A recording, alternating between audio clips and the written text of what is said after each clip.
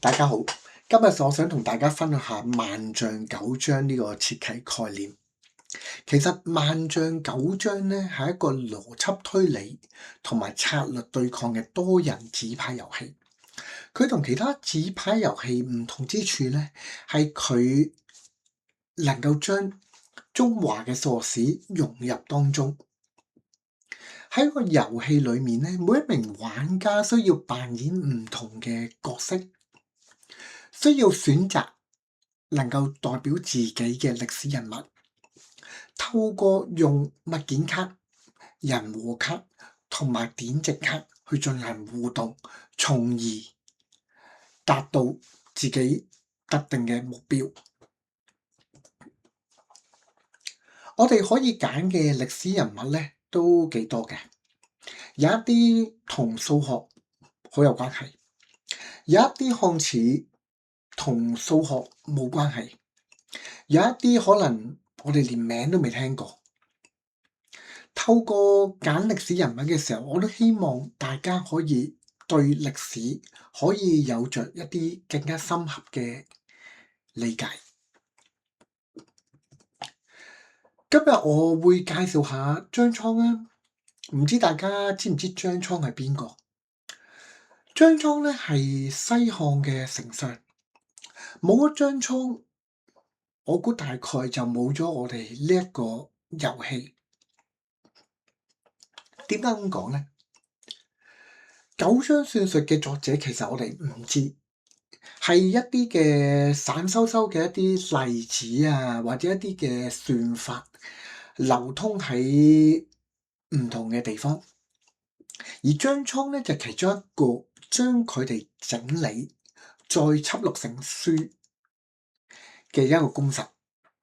所以我就話，如果冇咗張蒼，就冇我呢個萬象九章啦。王柏斯咧，唔知大家有冇聽過？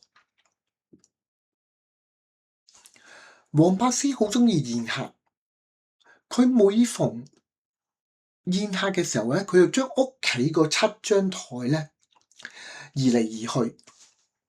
七張台裏面有啲長形，有啲係細啲嘅台。佢會將嗰啲唔同嘅台咧擺喺唔同嘅位置嚟宴客。慢慢咧，佢又將嗰啲唔同嘅圖案咧，剩有咗平圖案咧，輯錄成書，就我哋所講嘅煙機圖。再過一啲嘅年日咧，有啲人就受佢嘅感染咧，而創作咗一個好多人玩嘅遊戲。嗰個遊戲就係我哋平時玩嘅七巧板啊，或者又講下物件卡啦。好多物件其實同數學係好有關係嘅。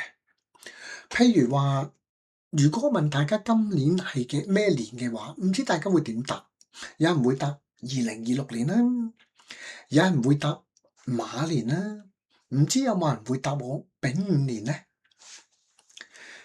其實曆法咧有好多種，其中咧我哋喺個遊戲裏面咧都會遇到少部分嘅曆法嘅介紹。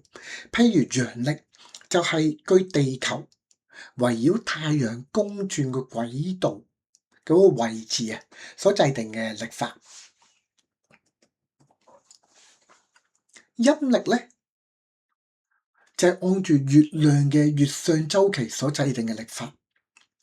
唔知大家喺年頭嘅時候有冇聽過嗰啲人經常會去討論究竟幾時先至係馬年嘅開始咧？究竟年初一定係立春咧？其實兩個答案都啱，係在乎於佢哋用緊唔同嘅曆法。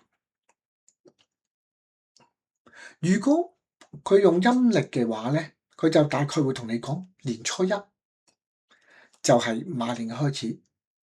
至於如果佢係用光之曆嘅話咧，佢就會答你立春就係一年嘅開始。光之曆其實就係利用天干地支作基礎嘅一種曆法。佢靠住我哋嘅24嘅節氣咧，去量度翻一年嘅開始同埋結束。我哋又講下人和卡啦。人和卡其實咧就唔係一啲喺個遊戲裏面，即係其實唔係一啲真係好嚴重嘅人和，佢只係一啲嘅事件或者一啲嘅數學嘅事情。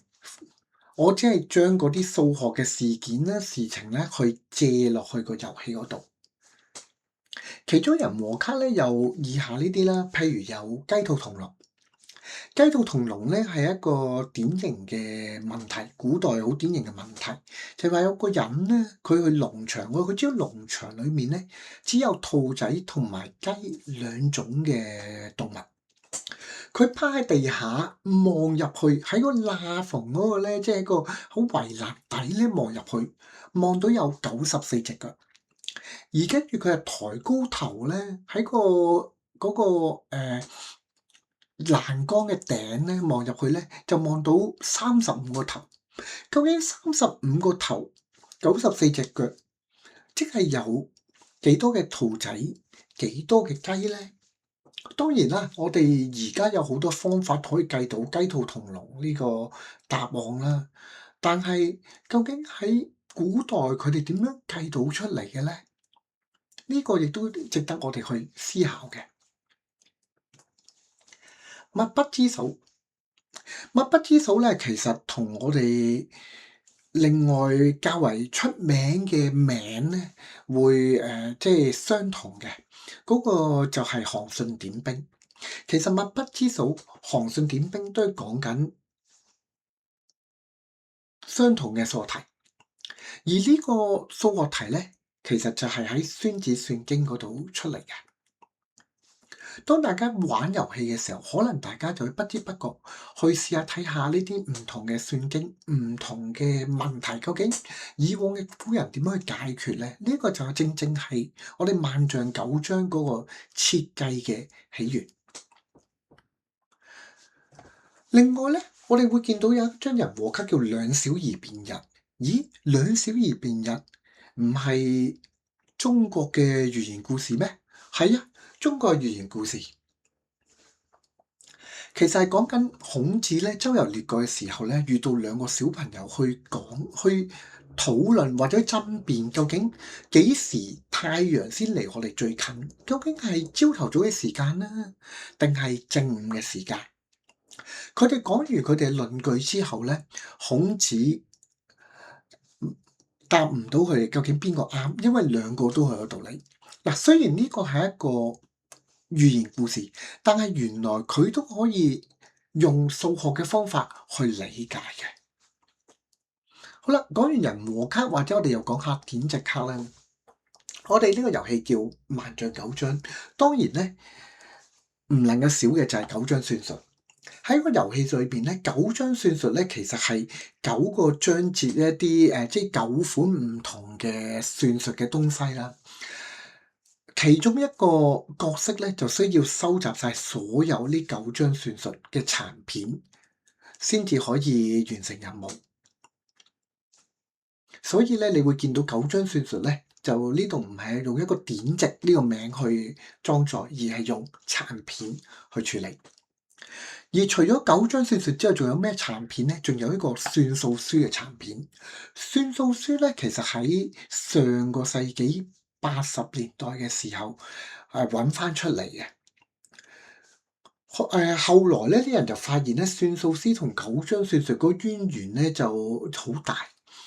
咁雖然佢哋咧個內容唔係完全相同，但係有好多部分咧都有重複嘅，都有重疊嘅位置啦，亦都佢哋某一啲嘅名稱咧，亦都好近似嘅。除咗算數書之外咧，我哋仲會有唔同嘅典籍出現喺我哋嘅遊戲裏面啦，譬如周髀算經啦。唔知大家有冇諗過周髀算經點解叫周髀算經咧？會唔會係周朝而嚟嘅一個算經咧？其實唔係，周髀算經嘅周字咧，周髀算經裏面嘅周字其實並不代表周朝。留待日後嘅時候再同大家去講呢個題目。張幽鍵算經咧，亦都係另一個比較出名嘅算經啦。而張幽鍵算經咧，其中咧就有解密不知數呢個難題，亦都有五人分五六呢個問題。我哋今日嘅介紹咧就嚟到呢度，希望大家繼續支持萬象九章呢個遊戲。多謝各位。